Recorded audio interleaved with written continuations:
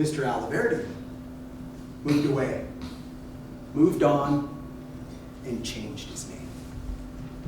Make no mistake about it, it's Mr. Aliverdi who is on trial. Except in 2008 when she knew him by a different name, Nicholas Rossi. It was 2008. Had gotten a scooter along with the rest of the family for Christmas. Mr. Ryan, I don't want to interrupt, but you need to speak up. We may not be able to get you. Make sure you're near a microphone. Thanks. Sorry about that.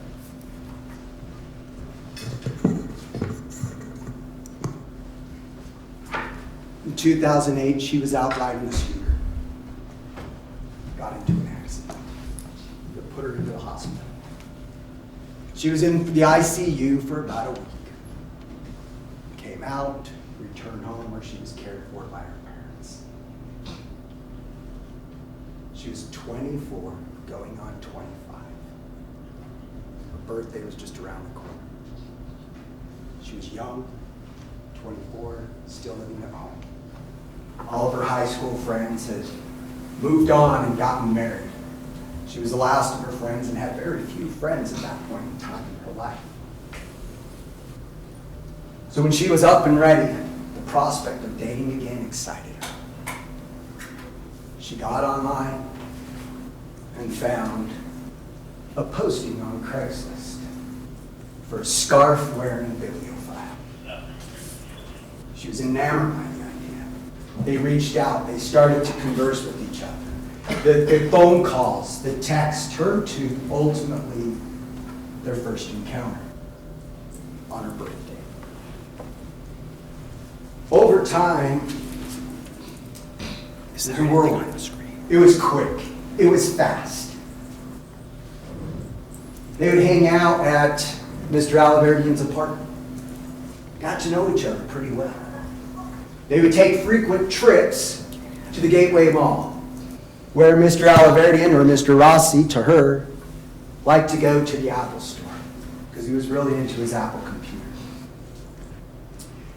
Eventually, because Mr. Rossi didn't get along with his roommates, he eventually moved out. And him continued to date through this time, but the relationship changed.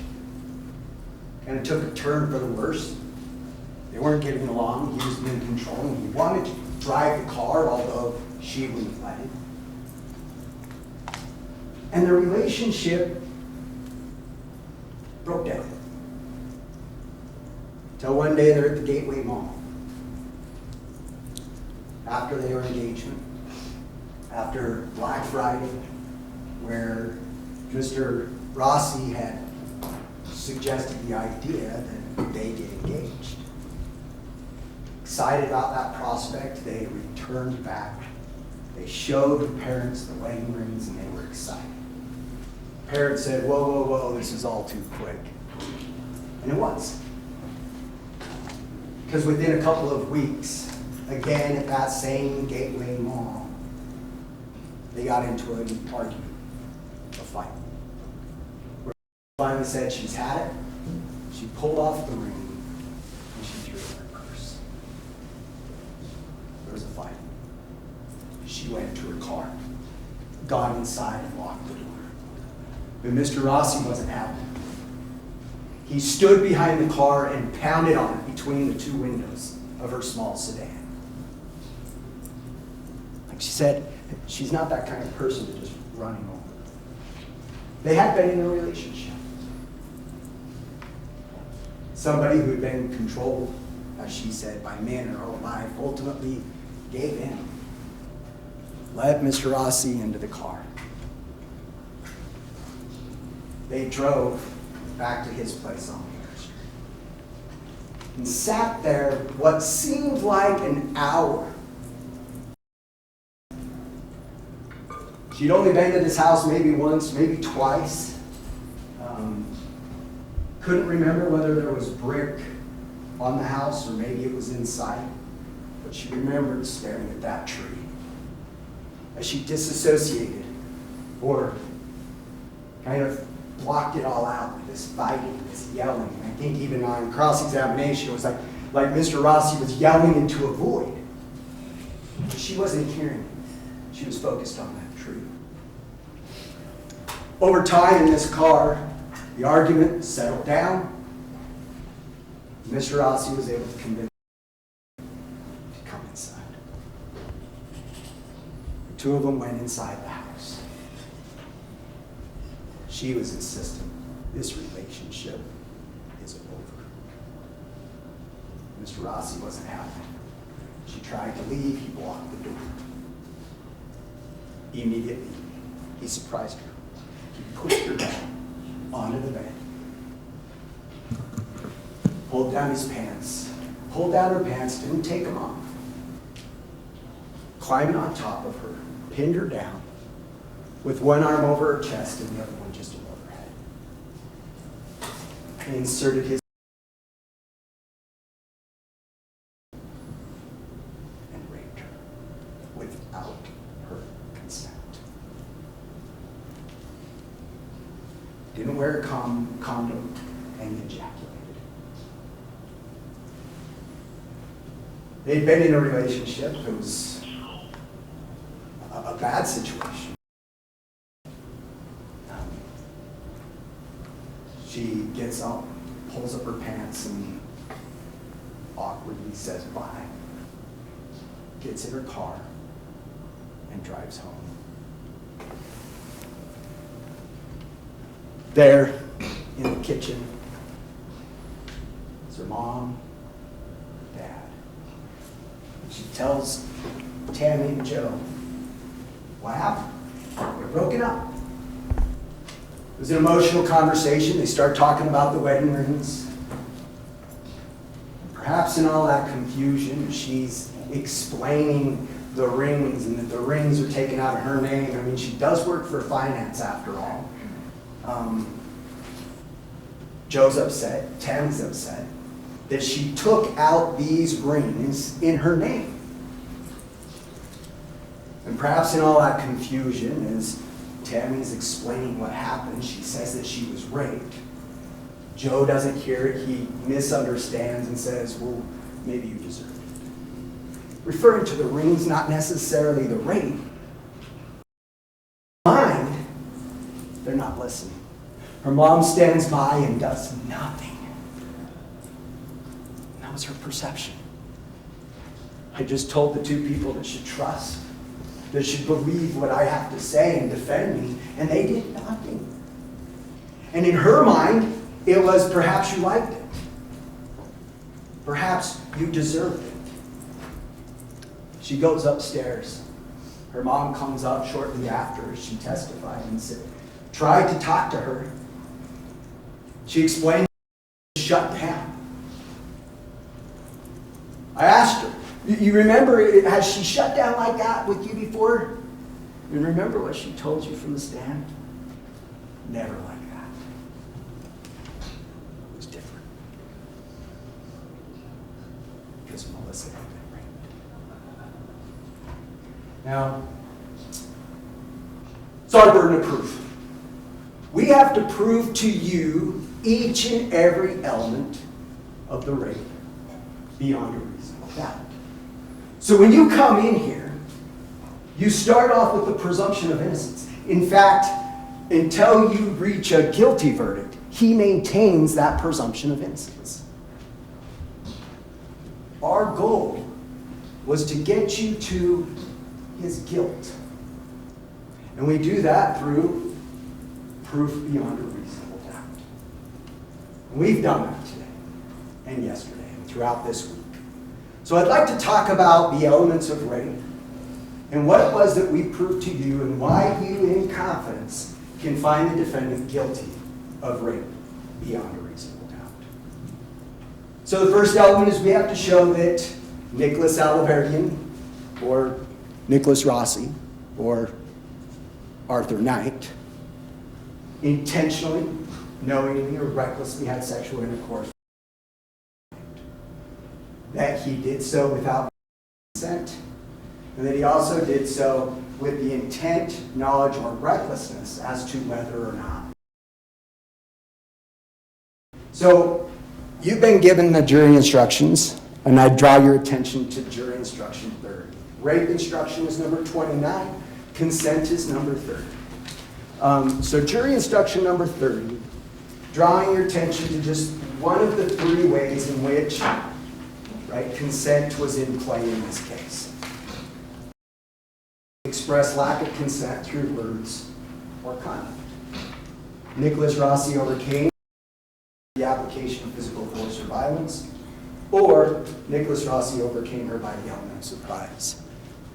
And what you heard from the stand was all three of those. That they had gone into the room and that it was just a quick, all of a sudden, push to the bed. The surprise. There was no mistake about it that Mr. Rossi knew that this was not consensual. She had just broke up with him and said, "We are done." And so she never consented. She never said, "Okay, this is all right." And so by him inserting his, that was without her consent. He did so with force. He pushed her down. He pinned her down and raped her. Now, when we're looking at the burden of proof, the judge is also giving you some other instructions on what it means for proof beyond a reasonable doubt. And what that means is that it's proof that leaves you firmly convinced. So you've been also given another jury instruction dealing with credibility. It was in the opening instructions, so you may not have it in front of you. But the credibility instruction is jury instruction number 9. And it gives you all the factors that you can consider in determining whether or not you find somebody to be credible. At the conclusion of this case, we would submit to you that you can convict word alone. She's credible. And so I want to talk about all the different things that are hallmarks of credibility. And why it is that when you go back to that jury room, that you can confidently convict Mr. Rossi because of what he said while she testified. Because when we're looking at credibility, it's not just the words that they said. We got to look at it in context. Are there other things that support those allegations? What was the context in which this took place? So when we start looking at this bridge that she provided to you that can get you to guilt, the first thing is the consistency of what she said. First in 2008 to her parents that she was raped. Second to the detective in 2022 when she came forward after seeing the article and reported to him that Mr. Rossi had raped her too. And then as she testified here in court. There's been consistency since 2008 in her narrative to you. That long-term stability of that memory from 2008 remaining intact because it was a memorable event. It was a traumatic event in her life, one that she absolutely remembered. And then recounted it to you in a consistent way, in the same way that she reported it to the detective in 2022, in the same way that she told you. And then the others, we start to support this bridge of words. We also look at the detail and the specificity in which she provided you in that narrative, and in that report, as she testified. It's not just the words, but it's the emotion. It's as she sat up here, and remember, as she explained to you what had happened, she got emotional. It's hard for her to talk about it. It was a memory that had come flooding back. And common sense, right, tells us anytime that we have situations in our life where it was traumatic, and we start to think about them, we start to ruminate about them, and we haven't talked about them a lot, can, as we heard from Dr. Roach, bring out emotion. Now, to be fair, right? The opposite is also true, because we also saw her testify in a very different manner, a very flat affect, with very little emotion. But that's not inconsistent with what we understand about trauma and the way that people talk about it and discuss it.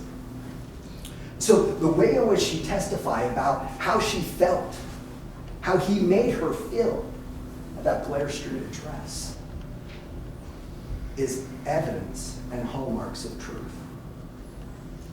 She gave you context, where it happened, how it happened. She'd only been to that house a couple of times, and so some of those details were a little fuzzy.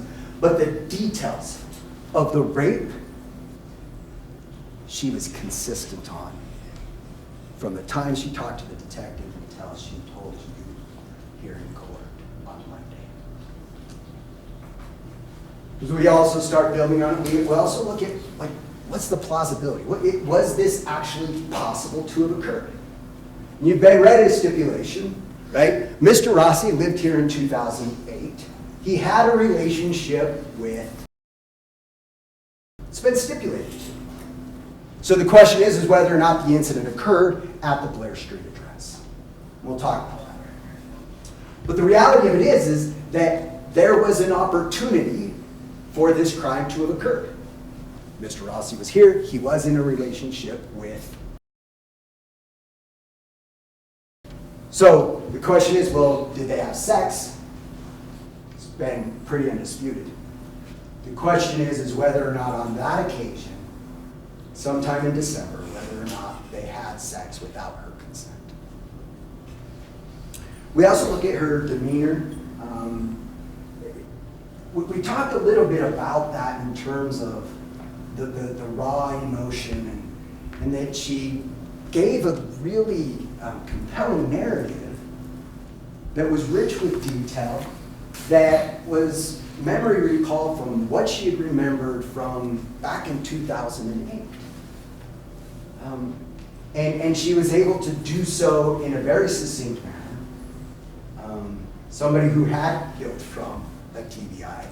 And it was telling, as you sat there and watched her talk about this experience that she had, that was emotional for her. It was hard to talk about. But that strength, that bravery, to come forward in front of 10 strangers, a courtroom of people and cameras, and tell you what happened, took strength, took courage. It's not easy. That's credible. Motive, or lack thereof.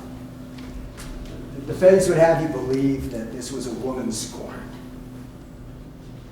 that it was about the money, that she was upset because he'd buy her food, he drove everywhere, that he didn't pay his part of the rings.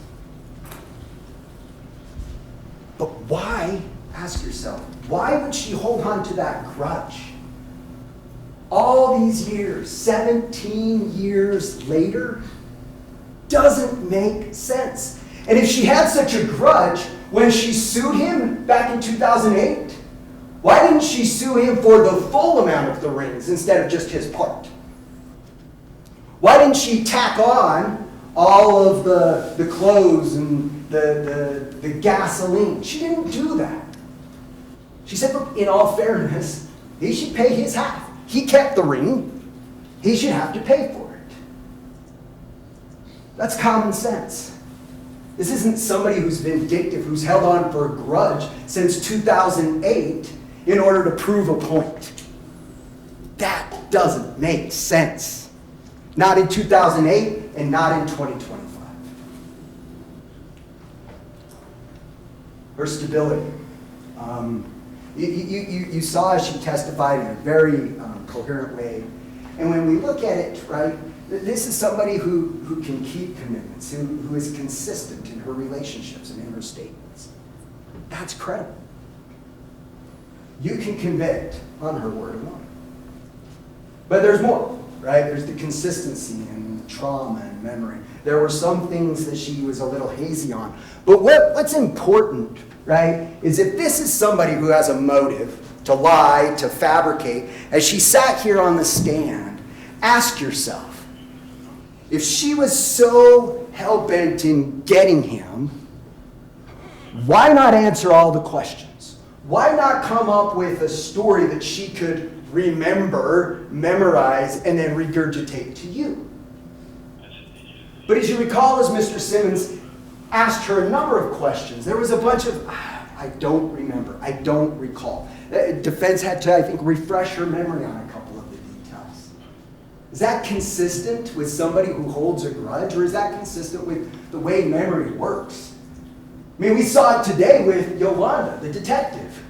Couldn't remember hardly anything from 2008. So some of the details were lost to Melissa. Was there brick on the house? Wasn't there brick on the house? She couldn't really recall. Maybe it was inside.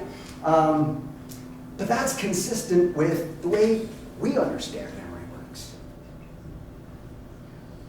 Common sense tells us if we look back on a memory from 2008, are we going to remember every single one of the details? We might remember the thing right in front of our face. That was pinning us down. We may not remember what color were the sheets. That makes sense with the way memory works.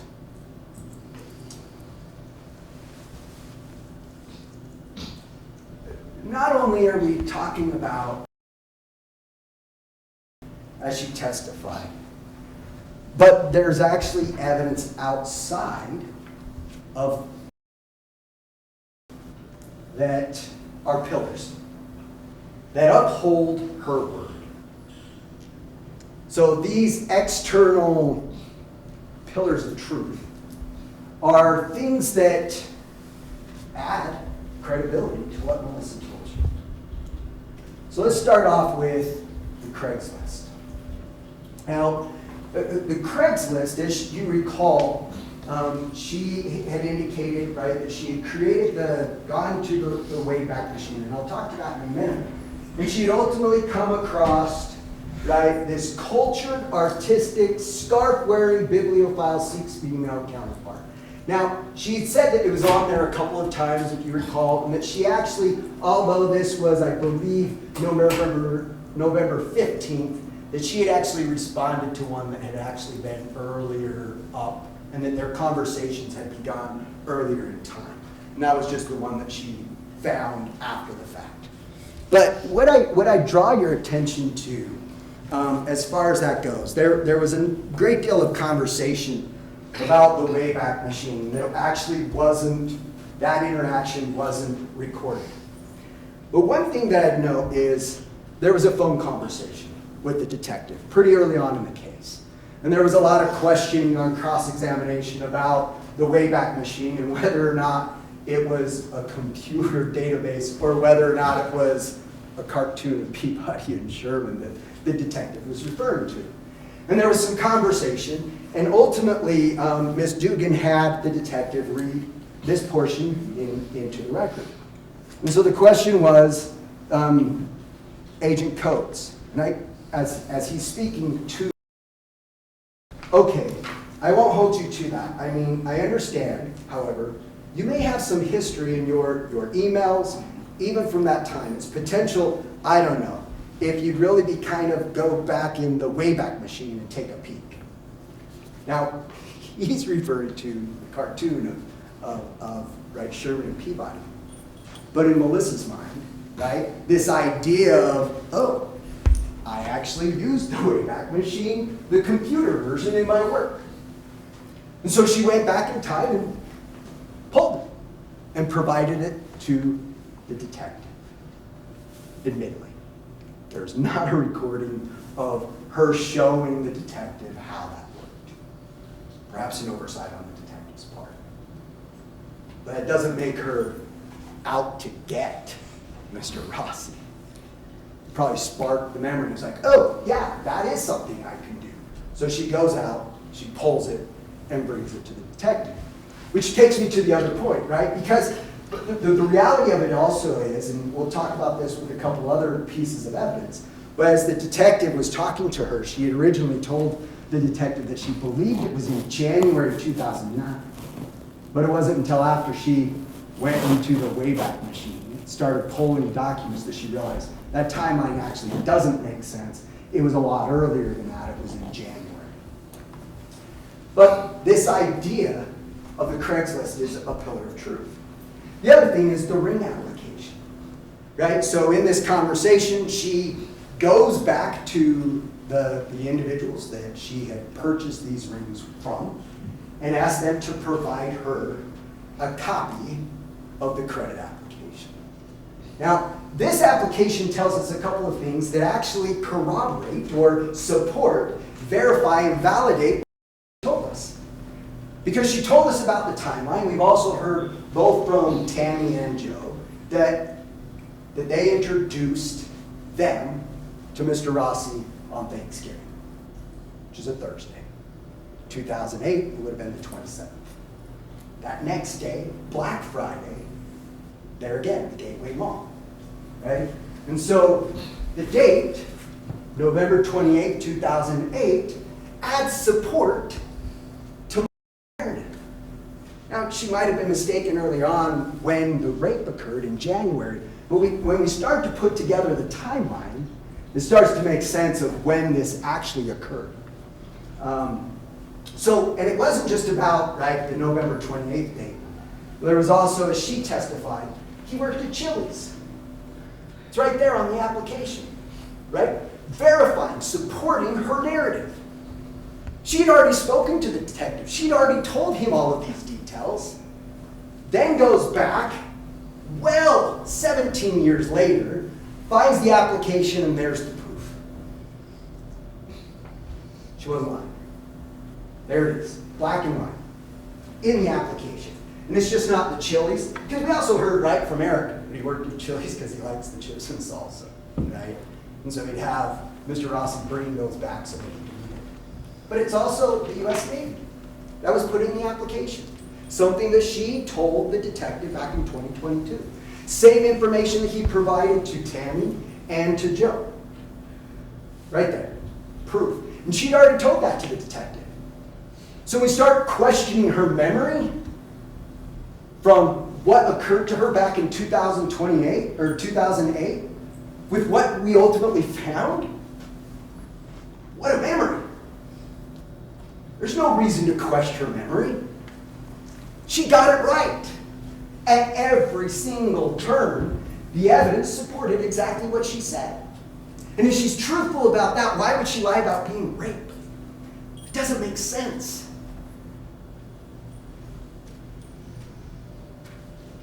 The address where they were living in Pinnacle Apartments, right? This is early on, November 2008. We'll get to the house because there's some dispute of when he might have actually lived there. But the reality of it is we do know, at least on November 28th, that he was living in the Pinnacle Apartments.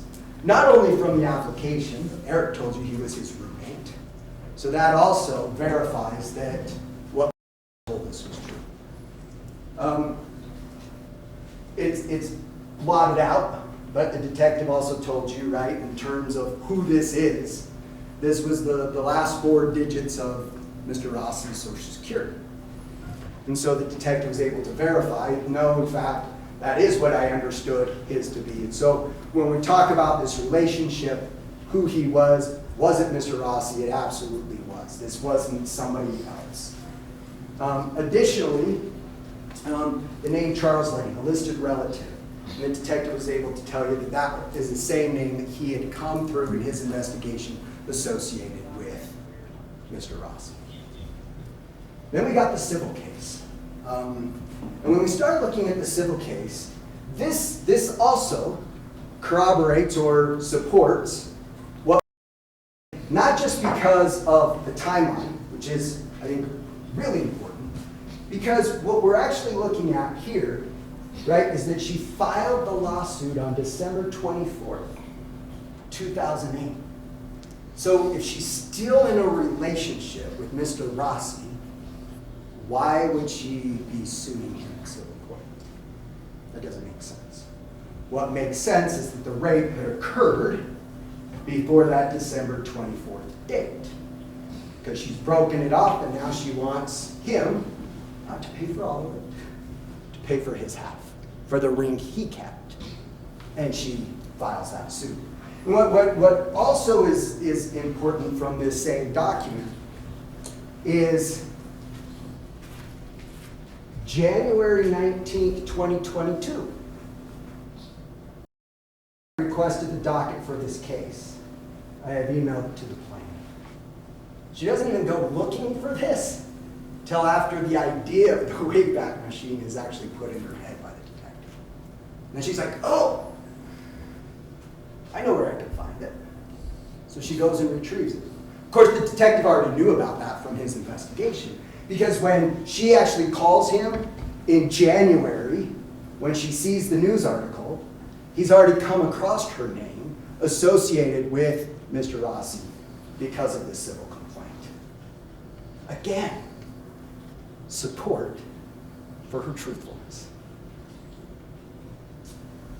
Then we have the phone records. Another pillar of truth. So when we look at the cell phone records, and we start looking at the timeline, this is Exhibit 10A. Exhibit 10A, when you actually take a look at it, and you turn to page 4, you'll note that there's a phone number. That was the number that she had. That was the number that Mr. Rossi knew. That was the number that Mr. Rossi was calling her on. And if you recall, she told you they'd broken up. He asked her for the number. She actually called him back. She thought it was blocked by using, I believe it was *67, something that was of utility back then in 2008. But he got the number somehow. So when did that occur? Well, according to this, the billing cycle goes through December 13th, 2008. So she terminates that number by phone call and then gets a new number beginning December 14th. So the rape had to have occurred before the 13th when she actually requested it, because there had to be a period of time for that phone call to have occurred to say, whoa, he's got my number, I'm going to change it. So she changes the number. Let's try that. It was actually, right, he already had the number. She changes it to get a new number. Why would she change that but for him having it? It's the February 10B where she changes it because he actually gets the number. So when we start looking at the phone logs, again, that's a pillar of truth in terms of when did this happen? Can we understand the timeline? The rape had to have occurred shortly between, as we know, Black Friday when they were engaged and December 12th, which is also consistent with what Tammy told you, different from what Joe remembered. I think he said about a month and a half, maybe 2. But Tammy remembered, no, it was pretty quick. It was like a really quick turnaround. Not to put the guys on the spot, but when you speak about witnesses, you got far better grasp of dates and times than you. Other witnesses. So let's first talk about Eric. Maybe you like the guy, maybe you didn't. He didn't like Mr. Rossi, and that was clear. But there's a couple of things that are huge takeaways from what Eric told you that helps to support. Right? We've already talked about where he lived. There's no dispute that he lived there. Right? He also talked about how for Mr. Rossi, religion was kind of a thing. He played the Mormon card, which also, right, is something that Melissa talked about. That she had recently converted, that they were talking about going to church, getting married in the temple. That's something that she wanted. He used it. He exploited her. He verified that he worked at Chili's. He also said that Mr. Rossi would use a big vocabulary, like indicative, a word that he hates to this day because he didn't like Mr. Rossi, which is consistent with about his big vocabulary. He kind of liked to talk about going to Harvard, going to Brown, and being an educated man. The other things is that he also verified that Mr. Rossi loved his Apple iMac. And that's important because I told you that they took frequent visits to the Gateway Mall, where this last blow-up happened, because he wanted to go to the Apple store. And he's really into iMacs. In fact, in his statement that he wrote about KP, he actually talks about not just that phones and computers were stolen, but he was very specific, right? No, these were my Apple iPhone, my Apple iMac. He was really into his Apple. He also talks about how he walked in one day, they were sitting on the couch, didn't have a whole lot of conversations with her, but he recalls meeting her on one occasion during the party, which is consistent exactly with what all of you, that she did meet Eric. So again, her memory is good, right? So you contrast that with KP, who's like, well, I saw the roommates, but I never really talked to him. There was never really a formal introduction. And then when you look at Mr. Rossi's statement to the police relating to her, he's talking about how there was conversations between Eric, which obviously never could have happened. So who's credible? Ultimately, Eric also tells you, we got kicked out. Now, this is important because of the timing, right? Because what we've got is the eviction notice, right? Which was defendant's number 1. And what we have is the case was filed, though, on December 24th, 2008. So Eric, his roommates, his buddy, they're told, get out. You can't be in the Pinnacle Apartments. Now, what's interesting there is Trevor Nader. If you recall, might have seen out of the blue, I asked Eric a question. Do you know Trevor? He said no. But yet, there's his name. Right there on the eviction notice. Now, when you take a look, and let me grab this for a moment.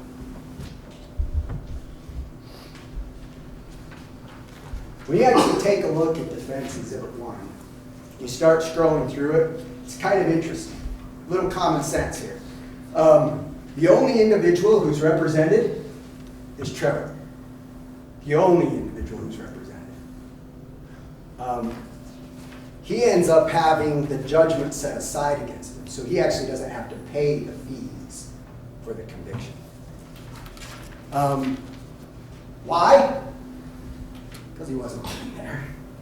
Objection, Your Honor. May we approach? There's also a Jared Rowland, a Sean, can't catch the name, it's a little bit better in the actual document. But if you remember, Eric told you he had 2 roommates, Dan and the defendant. That was it. There was a lease, he explained, right? You had to buy out somebody's lease. But what we also know about, right, the defendant, Mr. Rossi, is his roommates didn't like him. In fact, there was a time in 2008 where he goes knocking on the door of his parents' home, asking if he could stay there. So ask yourself, well, where did he stay that night if he didn't stay there? Maybe by that point in time he found a new roommate, perhaps on Blair Street. You also heard from Tammy. Tammy also supported her. She talked about Thanksgiving. She said that she wasn't around much because he began to isolate her. Talked about the wedding announcement, that he'd gone to Harvard, that he was from Rhode Island and expected them to actually fly his family out for the wedding, that he was in the Navy. She also talks about the breakup. She talks about the emotional dispute in the kitchen. And she recalls hearing Joe say, perhaps she deserved it. Now, she remembered a little bit differently. She says maybe liked it. Either way, honest mistakes happen during this emotional, contentious discussion. Perhaps it was that they're having this argument. She says she's raped. He is still on the topic of the rings and says, perhaps you deserved it, right? This debt that you're carrying for buying the rings. She had just disclosed that she is raped, misperceives that conversation. But what's important is it shuts her down. She doesn't feel believed. She doesn't feel supported anymore. And again, this is supported by Tammy because Tammy even says, I just stood there. I was shocked that Joe would say that. I didn't know what to do. She ends up going upstairs, trying to have the conversation.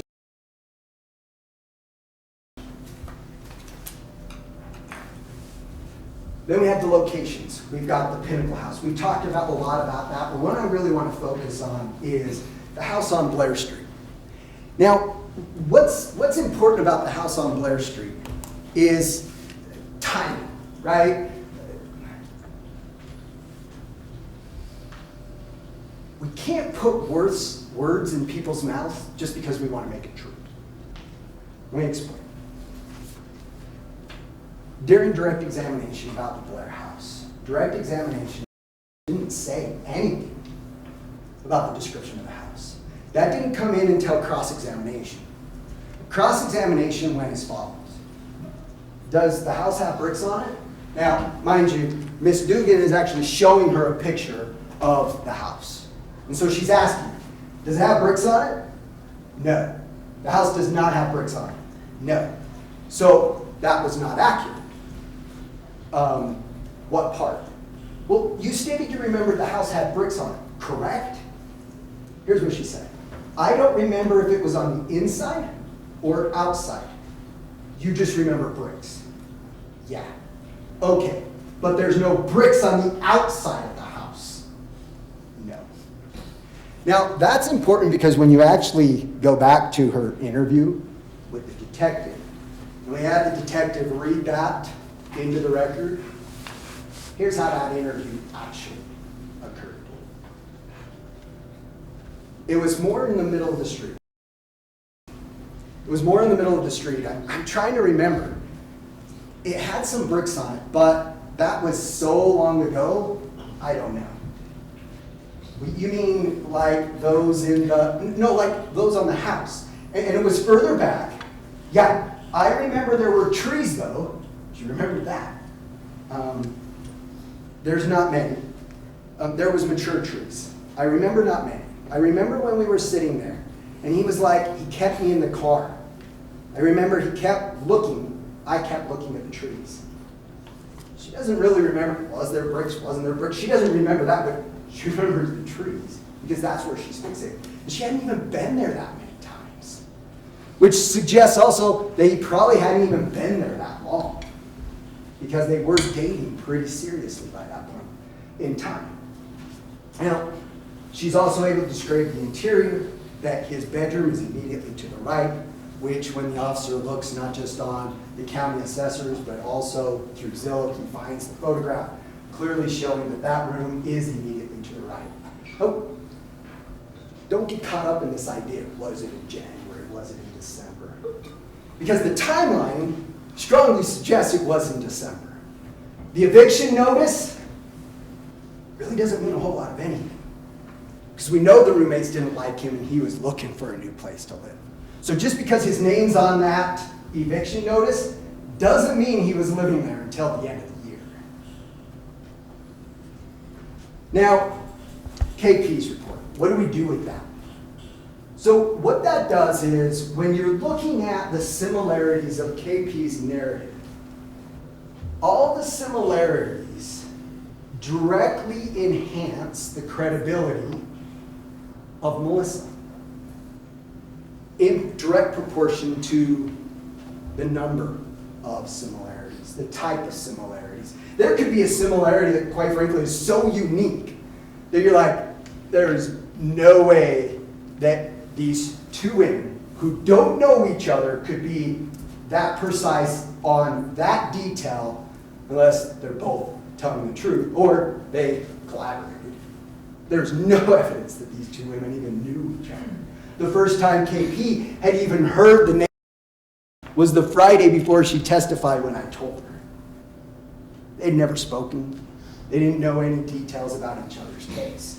So when we start talking about the similarities, that starts to help us understand how much more credibility can be built into not just about knowing Mr. Rossi, but the rape itself. Right? So we have the meal, 2008, both of them, 2008. Geographically, they're similarly located. One's in Salt Lake, the other one's in Oregon. Right? They both meet online. MySpace and Craigslist. Similarities. They are not collaborating. They're distinct enough, they're different enough, but distinct enough to say, okay, maybe we're talking about the same guy, maybe not. But that's when we start looking at more. Money. He used money with both of them. Took KP's credit card and then left with the debt, the rings. And then he used that against them to further manipulate them, to further control them. Tried to get KP to come back so he could, take care of the debt under the guise that he actually raped her in that situation. The abuse. He was controlling of both of them. They both describe different ways, but as you noted, they're different people. They had different vulnerabilities. So when we start looking at the abuse, the similarities between the two, start to see, okay, we're starting to get a good picture of exactly what he told us and how credible that is about who Mr. Rossi is. The vulnerabilities. Right? We talked a lot about that a little bit earlier, but he used religion against her and her desire to be in a long-term relationship. KP did not want to be in that long-term relationship, but you heard her say he pushed the relationship fast. She wanted it to slow down. He kept pushing. In fact, he would even talk about what their children would look like. The relationship escalation, I just mentioned that. Both of them testified consistently. This was quick for both of them. Again, when we start seeing all of these similarities, we start saying, okay, we're getting a really good picture. How she's describing Mr. Rossi is exactly who he is. The isolation, right? Spending most of the time at his place or at the Gateway Mall, not really hanging out with the family. There was a couple of occasions it was Thanksgiving, and then obviously it was the engagement. Those were the only two encounters other than when he ended up on his doorstep asking if he could sleep over. Previous relationships. So, what we mean by that is both of these individuals had had prior sexual encounters with him prior to the rape. And it was immediately after they broke it off and they said, no more. Then he escalates. He gets upset. He gets mad and rapes both of them. You also have the sexual assault. A lot of similarities. Different, but a lot of similarities too. The type of aggression. He pushes both of them in a sudden rage, right? They're saying no. He blocks both of them, can't get out, pushes them to whatever object. KP couldn't remember whether it was a couch or something else. She just remembers it was an object. As it was onto the bed. It was a push. It was a sudden, right? And then he used only as much control as was necessary to gain their compliance. Because they both froze. So he was able to do what he wanted. He held both of them down. He prevented both of them from leaving. Another similarity is as you heard both of these women testify, both of them said he pulled their pants down but didn't take them off, left their shirts intact. He puts his inside a bowl. KP said they actually used a condom in the past, but on this occasion, there wasn't a condom and he ejaculated. It was face to face, him on top. Very stark similarities between the two, right? But two women who had never compared their reports about what he did to them. Now the claims of assault, right? Very similar in that, if you remember, they're on their way back from the Gateway Mall. They're in this fight, and he says, I'm going to call the police. They sit out there, and he actually pretends to call the police, and he says, I'm going to tell them that you hit me. Now compare that with KP's narrative. What did she say?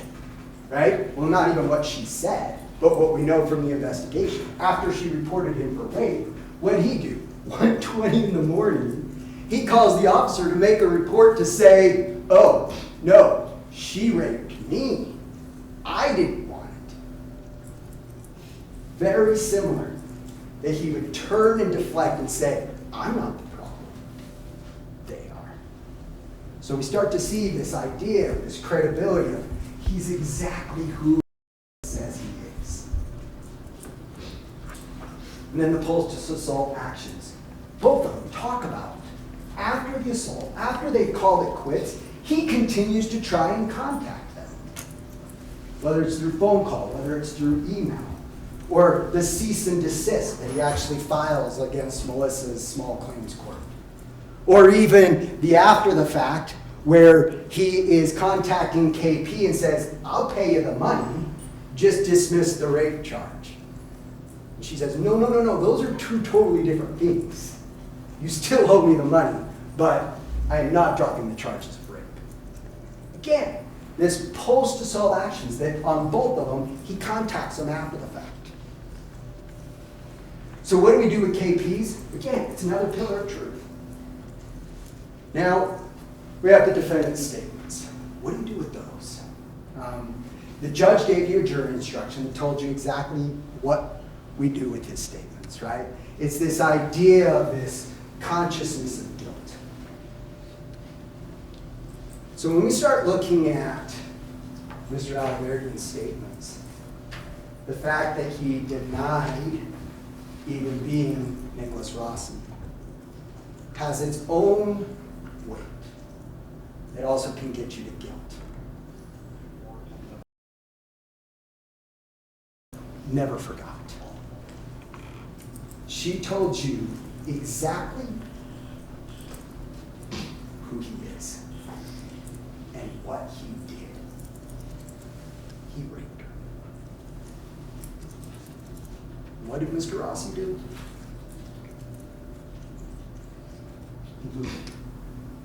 He moved on and changed his name. It wasn't even that he changed his name, he changed his entire identity. Pretended to be a man in the United Kingdom by the name of Arthur Knight and spoke with a different accent. And you've heard those videos. You heard Detective Coates talk about how when he sat down and he spoke with Arthur Knight, that Mr. Knight responded to him in regards to the accusations. Well, is this about that Rossi guy? And couldn't even say the name properly.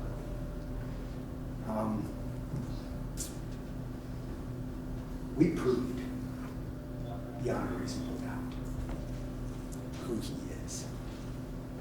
Innocent people don't run and hide. Find him guilty of rape.